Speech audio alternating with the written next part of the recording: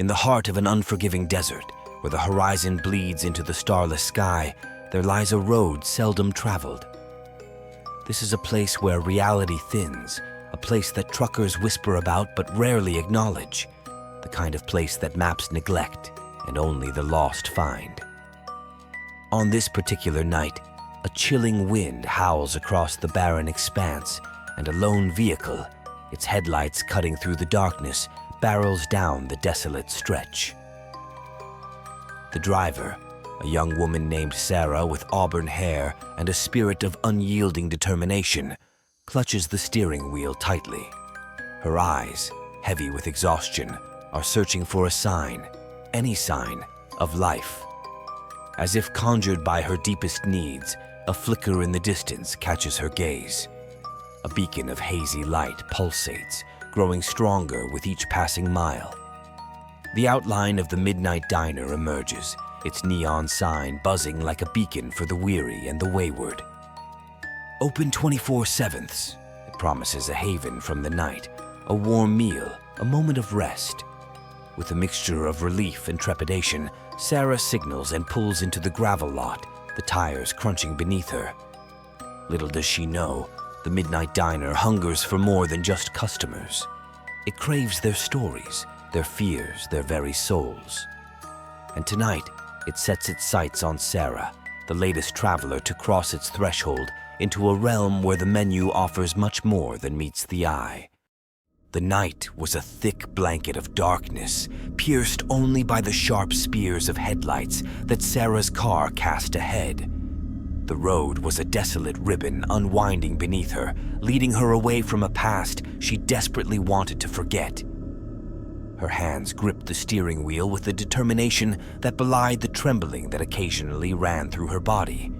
Sarah was running on fumes, both literally and metaphorically. Her gas gauge was perilously close to empty, and the exhaustion that clung to her every thought was a heavy chain she couldn't seem to shed.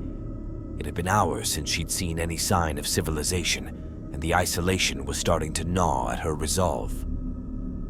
Just when the silence of the night seemed too oppressive, a glimmer in the distance caught her attention. A neon sign flickered into life as she drew closer, its glow a beacon calling to her through the void. The midnight diner, with its promise of 24-hour service, stood like a sanctuary on the side of the road, the neon lights buzzing a welcome to all who were lost or seeking refuge. Pulling into the gravel parking lot, Sarah's car grumbled to a stop. She sat for a moment, staring at the diner's entrance. The sign above the door was a vibrant green, the words "Open Always" humming with a strange allure. It was as if the diner itself was alive, its pulse beating in time with the neon. With a weary sigh, Sarah opened the car door and stepped out into the night. The crunch of gravel under her boots was a stark contrast to the silence she'd been engulfed in for so long. She approached the diner with a mix of relief and trepidation. The windows were fogged up from the warmth inside, and as she reached for the door, she could see the faint outlines of people seated at the counter. The midnight diner was an oddity, a place out of time, and Sarah could feel its history seeping into her bones as she crossed the threshold. Little did she know that the diner was more than just a place for weary travelers to rest. It was a crossroads of stories, a collector of the human experience. And tonight, it had chosen Sarah as its latest patron, eager to savor the story she carried with her on this lonely road. As the door to the midnight diner closed behind Sarah with a soft jingle, the contrast between the outside world and the interior was immediate and comforting. The air was thick with the aroma of sizzling onions and the tang of brewed coffee, a stark departure from the sterile coldness she had left behind. The soft hum of conversation and the clatter of dishes filled the space, a soothing balm to her frayed nerves. Sarah took a moment to survey the scene before her. The diner's patrons were a motley crew, each seemingly plucked from a different walk of life, yet united by the common need for refuge in the small hours of the night. At the counter, a wiry man with a trucker's cap and a well-worn face nursed a cup of coffee, his eyes fixed on the steam rising from the mug as if he could divine secrets from its swirls. Beside him, a young couple whispered to each other, their hands entwined, seeking solace in shared solitude. In a booth by the window, a solitary figure hunched over a notebook, the scratching of a pen the only indication of their presence. Their focus was absolute, the world around them fading into nothingness as they poured their thoughts onto the page. Further in, a group of night shift workers in scrubs laughed too loudly, the strain of their profession momentarily forgotten amid shared jokes and greasy food. The waitress, Marlene, moved among these islands of humanity with an ease that spoke of years treading these checkered tiles. She carried with her a sense of quiet strength, a beacon of stability in the ever-changing landscape of the diner's clientele. Her eyes held stories untold, and her smile was a silent promise of non-judgment to all who entered. Sarah found herself drawn to a booth near the back, away from the gentle ebb and flow of the diner's life. She slid into the seat, the vinyl cool against her skin, and allowed herself a moment to simply be.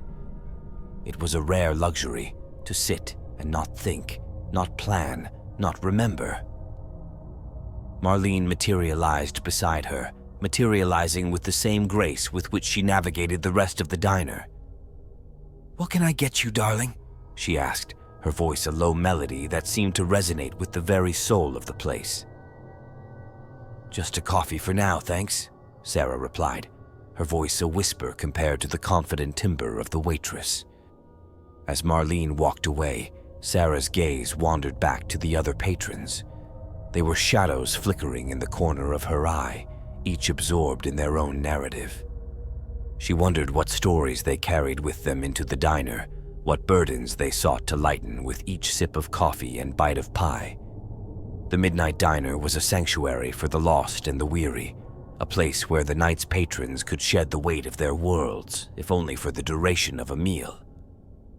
And as Sarah sat there, the warmth of the coffee seeping into her hands, she realized that she too was a patron of the night, seeking solace in the glow of the neon beacon. The worn laminate menu Marlene set before Sarah was more than a mere list of dishes. It was a tapestry of the diner's soul, each item a thread woven into the fabric of countless stories. The dim light of the booth cast shadows over the printed words, giving the impression that the menu itself held secrets just beyond the reach of understanding. Sarah's fingers traced the edges of the menu, feeling the decades of use embedded in its creases. The offerings were classic, timeless, all-day breakfasts, towering club sandwiches, hearty meatloaf, and daily specials scrawled in chalk on a board above the counter. Yet, there was an undercurrent of something more, a subtle invitation to look beyond the surface. As she perused the menu, Sarah noticed peculiar annotations beside certain items. A small star here, a tiny heart there. These cryptic symbols piqued her curiosity. She glanced up at Marlene, who was now pouring coffee for the trucker with a practiced hand, and wondered if she should inquire about their meaning. Before she could decide, a soft murmur from the next booth caught her attention. An elderly man, his hair silvered and eyes bright with the sharpness of unspent youth, was speaking to what appeared to be his granddaughter. "Order the blueberry pancakes with a side of honey," he advised, his voice a low rumble of wisdom. "There's magic in the sweetness, a taste of the wide, wild world." Sarah's gaze flitted back to the menu, and there it was, a tiny star beside the blueberry pancakes. Intrigued, she decided to follow the old man's advice, not only out of hunger, but also from a growing sense of adventure.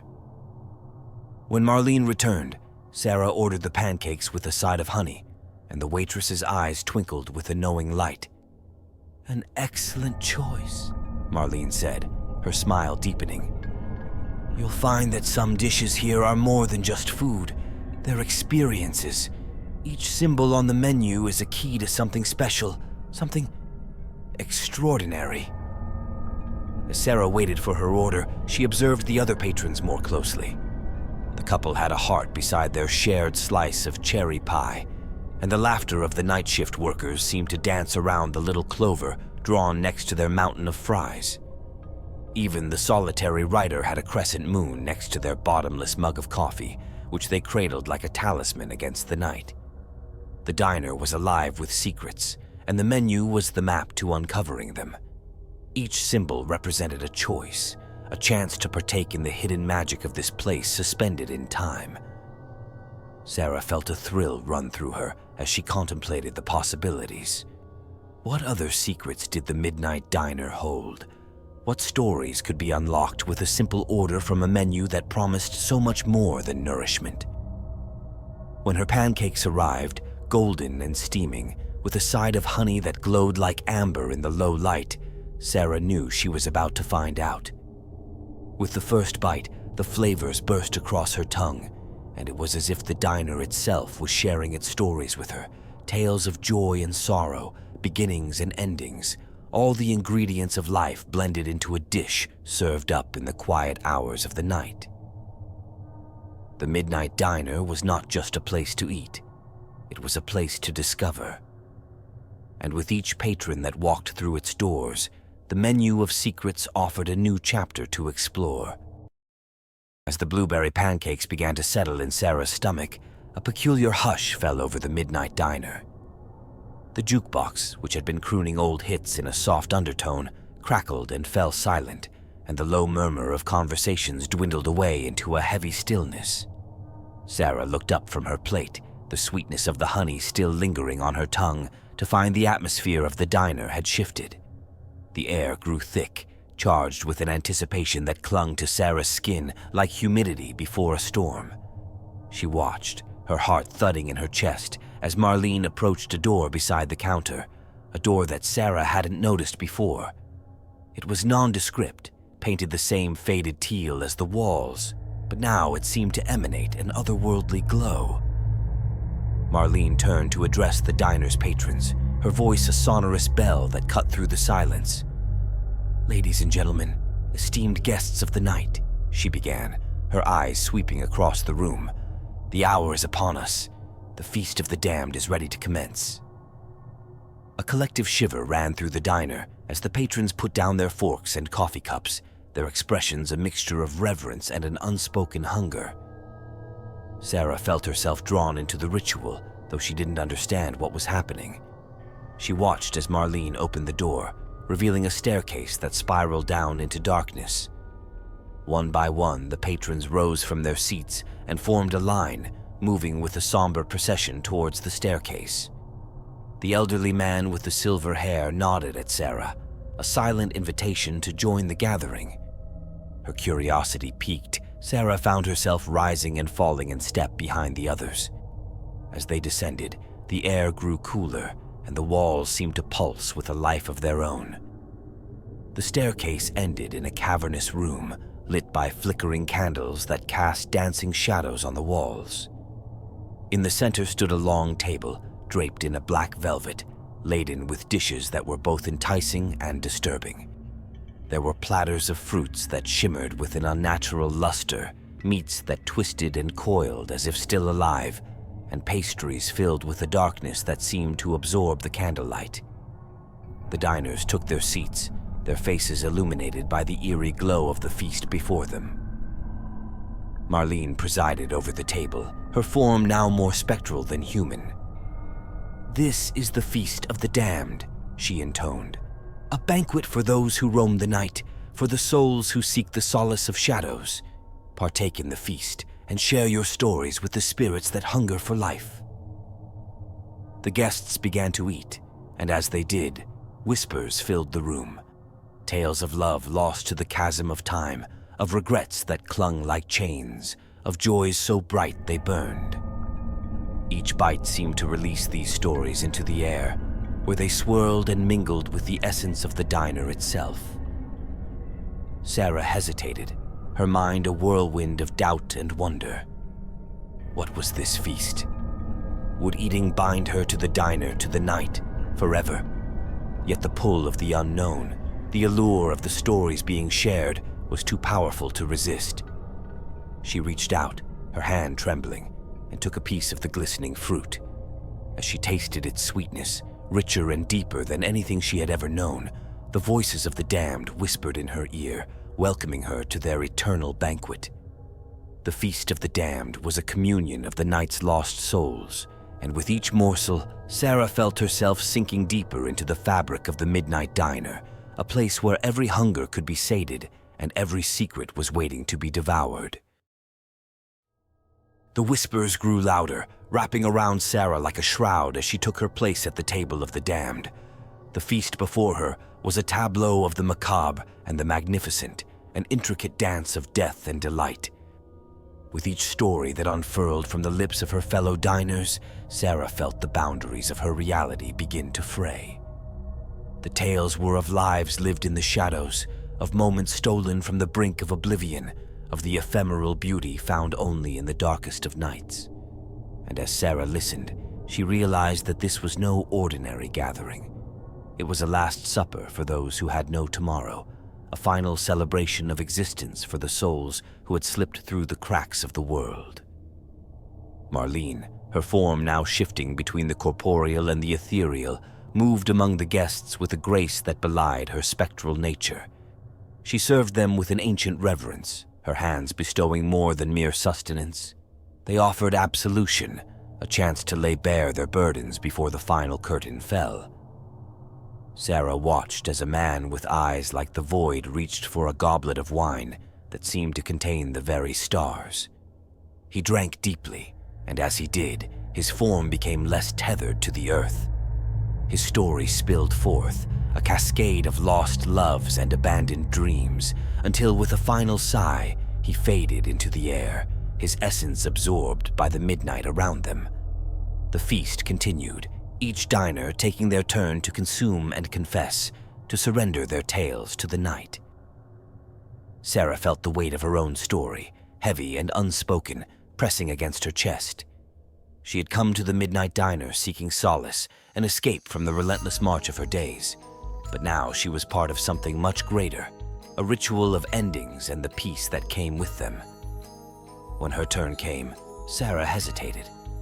The food before her seemed to pulse with an otherworldly light, each dish a promise of release.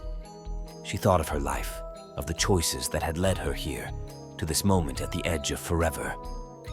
With a trembling hand, she reached for a piece of the coiled meat, its aroma a siren song to her senses. As the flavors melded on her tongue, Sarah began to speak.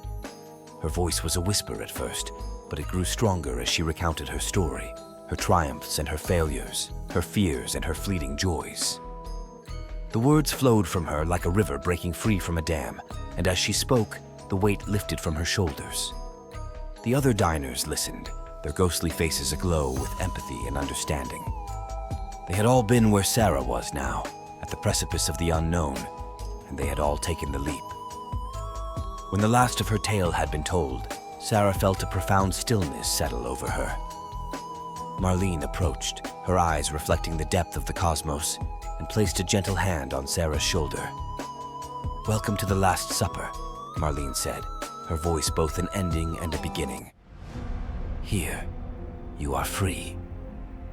The candles flickered one last time, and as they did, Sarah understood. The Midnight Diner was a sanctuary for those who wandered the night in search of meaning, a place where the final meal was not just an end, but a transformation. With the conclusion of the feast, the diners began to dissipate like mist, their stories left behind to nourish the souls of those who would come after. Sarah rose from the table, her heart light with the knowledge that she had found her place in the tapestry of the night. The Last Supper was over, but for Sarah it was just the beginning. The clock in the Midnight Diner ticked towards the witching hour, its hands moving with a deliberateness that seemed to acknowledge the gravity of the night. The candles that had once flickered with the secrets of 1,000 lost souls now burned low, their light waning as the final act of the Last Supper drew to a close. Sarah sat alone at the now empty table, the remnants of the feast laid out before her like a map of the evening's revelations. The stories that had been shared hung in the air, a tapestry of voices that whispered of life, love, and the inescapable embrace of the night. She felt a kinship with the vanished diners, those spectral figures who had found solace in this place between worlds. Marlene reappeared from the shadows, her movements echoing the quietude of the closing hours.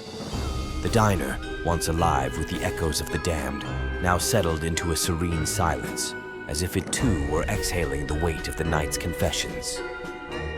"You've seen the heart of the diner, Sarah," Marlene said, her voice a soothing balm in the stillness.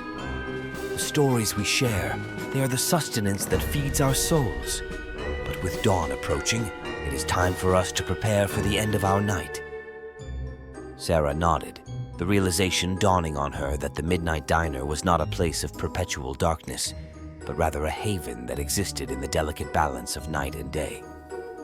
She watched as Marlene began to clear the table, each movement precise and reverent, as if the very act were a ritual unto itself. "Will they return?" Sarah asked, her thoughts lingering on the diners who had become part of the night's narrative. "In time, perhaps," Marlene replied, a hint of a smile touching her lips. "The diner is always here for those who need it, a beacon in the night for the weary and the wandering." Sarah rose to help Marlene, but the enigmatic hostess shook her head. "No, my dear, this is my task, as it has always been, but there is something you can do."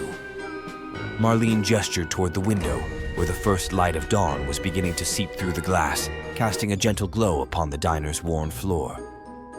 "Go," Marlene continued. "Carry the stories you've heard tonight out into the world.